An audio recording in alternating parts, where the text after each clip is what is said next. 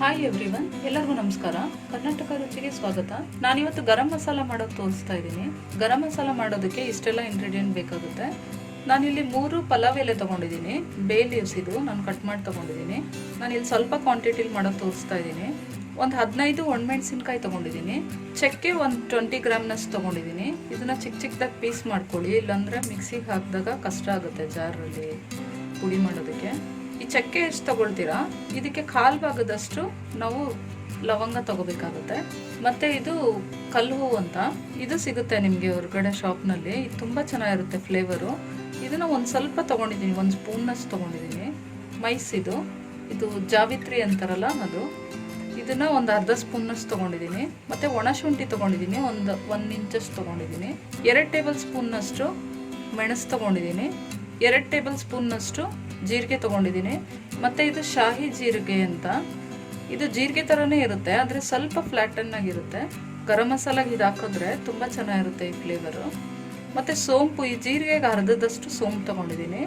ಇದು ಮರಾಠಿ ಮೊಗ್ಗು ಅಂತ. ಇದರಲ್ಲಿ ಉದ್ದದ್ದು ಬರುತ್ತೆ, ಇಷ್ಟುದ್ದ ಇರುತ್ತೆ. ಅದಷ್ಟು ಚೆನ್ನಾಗಿರಲ್ಲ ಫ್ಲೇವರು. ಚಿಕ್ಕದು ತುಂಬ ಚೆನ್ನಾಗಿರುತ್ತೆ ಫ್ಲೇವರು. ಇದು ಸ್ವಲ್ಪ ಹಾಕಿದ್ರೆ ಸಾಕು, ತುಂಬ ಸ್ಟ್ರಾಂಗ್ ಫ್ಲೇವರ್ ಇದು. ಇದನ್ನು ಒಂದು 7-8 ತೊಗೊಂಡಿದ್ದೀನಿ ನಾನು. ಮತ್ತು ಇದು ನಕ್ಷತ್ರ ಹೂವು ಅಂತ ಹೇಳ್ತೀವಲ್ಲ ಅದು. ಇದು ಅಷ್ಟೇ ತುಂಬ ಸ್ಟ್ರಾಂಗ್ ಫ್ಲೇವರು. ನಾನು ಇದೊಂದು 5 ತೊಗೊಂಡಿದ್ದೀನಿ. ಮತ್ತು ಕಪ್ಪು ಏಲಕ್ಕಿ 3 ತೊಗೊಂಡಿದ್ದೀನಿ. ಮಾಮೂಲಿ ನಾವು ಬಳಸೋ ಏಲಕ್ಕಿನ 5 ತೊಗೊಂಡಿದ್ದೀನಿ. 1/4 ಕಪ್ನಷ್ಟು ಧನಿಯಾ ತೊಗೊಂಡಿದ್ದೀನಿ. ಗಸಗಸೆ ತೊಗೊಂಡಿದ್ದೀನಿ 2 ಸ್ಪೂನ್ನಷ್ಟು. ಇಷ್ಟೆಲ್ಲ ಬೇಕಾಗುತ್ತೆ ಗರಂ ಮಸಾಲೆ ಮಾಡೋದಕ್ಕೆ. ಇದನ್ನು ಒಂದ್ಸಾರಿ ನಾವು ಮಾಡಿ ಇಟ್ಕೊಂಡ್ರೆ ಸುಮಾರು ದಿನ ಬರುತ್ತೆ ಇದು. ನಾವು ಒಂದೇ ಸಾರಿ ಜಾಸ್ತಿ ಮಾಡಿ ಇಡೋದಕ್ಕಿಂತ ಅವಾಗವಾಗ ಮಾಡಿಕೊಂಡ್ರೆ ಫ್ಲೇವರ್ ಚೆನ್ನಾಗಿ ಉಳ್ಕೊಳುತ್ತೆ ಅದರಲ್ಲಿ. ಕಮ್ಮಿ ಕ್ವಾಂಟಿಟಿಲಿ ಮಾಡ್ತಾ ಇರೋದ್ರಿಂದ ನಾನು ಎಲ್ಲ ಒಂದೇ ಸಾರಿ ಹಾಕಿ ಫ್ರೈ ಮಾಡ್ಕೊಳ್ತೀನಿ. ತುಂಬ ಏನು ಜಾಸ್ತಿ ಫ್ರೈ ಮಾಡೋದು ಬೇಡ. ಇದು ಸ್ವಲ್ಪ ಬಿಸಿ ಮಾಡಿಕೊಂಡ್ರೆ ಸಾಕು.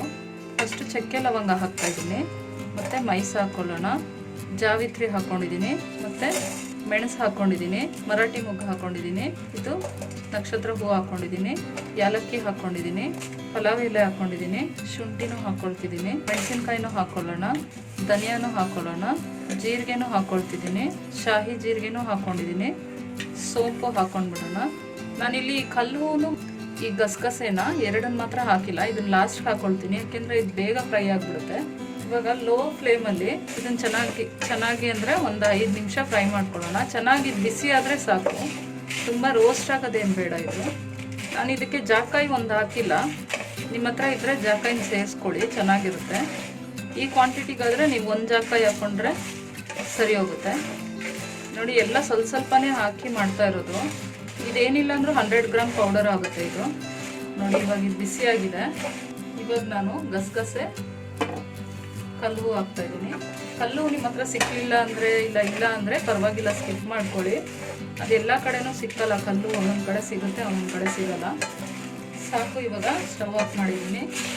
ಇದು ಸ್ವಲ್ಪ ಬಿಸಿಯಾಗಿದೆ, ಇವಾಗ ಕೈ ಮುಟ್ಟಷ್ಟಿದೆ. ಇನ್ನೊಂದು ಸ್ವಲ್ಪ ತಣ್ಣಗಾಗಲಿ. ಇದು ಸ್ವಲ್ಪ ತಣ್ಣಗಾದ್ಮೇಲೆ ಇದನ್ನೆಲ್ಲ ನಾವು ಪುಡಿ ಮಾಡ್ಕೊಳ್ಳೋಣ. ನೋಡಿ, ನಾನೆಲ್ಲ ತಣ್ಣಗಾದ್ಮೇಲೆ ಪುಡಿ ಮಾಡಿ ತೊಗೊಂಡು ಬಂದಿದ್ದೀನಿ.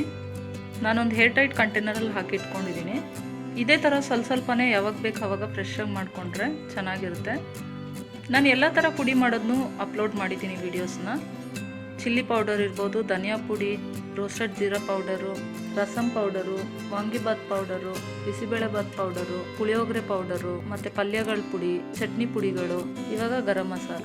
ಈ ವಿಡಿಯೋಸ್ ಎಲ್ಲ ನೋಡಬೇಕು ಅಂತಿದ್ರೆ ನನ್ನ ವಿಡಿಯೋಸ್ ಲಿಂಕ್ ಚೆಕ್ ಮಾಡ್ಕೊಳ್ಳಿ, ಅದರಲ್ಲಿ ಸಿಗುತ್ತೆ. ನಿಮ್ಗೆ ಈ ವಿಡಿಯೋ ಇಷ್ಟ ಆಗಿದ್ದರೆ ಲೈಕ್ ಬಟನ್ ಮೇಲೆ ಕ್ಲಿಕ್ ಮಾಡಿ, ಕಾಮೆಂಟ್ಸ್ ಮಾಡಿ ನನಗೆ. ಹಾಗೆ ಸಬ್ಸ್ಕ್ರೈಬ್ ಮಾಡಿ ನನ್ನ ಚಾನಲ್ನ. ನೀವು ಸಬ್ಸ್ಕ್ರೈಬ್ ಮಾಡಿದ್ಮೇಲೆ ಪಕ್ಕದಲ್ಲಿ ಒಂದು ಬೆಲ್ ಐಕಾನ್ ಬರುತ್ತೆ, ಅದನ್ನು ಕ್ಲಿಕ್ ಮಾಡಿ. ಅದನ್ನು ಕ್ಲಿಕ್ ಮಾಡೋದ್ರಿಂದ ನಾನು ಮಾಡೋ ಹೊಸ ರೆಸಿಪೀಸ್ ನೋಟಿಫಿಕೇಷನ್ ನಿಮಗೆ ಬರುತ್ತೆ. ಹಾಗೆ ನಿಮ್ಗೆ ಗೊತ್ತಿರೋರಿಗೆಲ್ಲರಿಗೂ ಈ ವಿಡಿಯೋ ಶೇರ್ ಮಾಡಿ. ಮತ್ತೆ ಇನ್ನೊಂದು ವಿಡಿಯೋದಲ್ಲಿ ಸಿಗೋಣ. ಅಲ್ಲಿವರೆಗೂ take care, bye bye and thank you.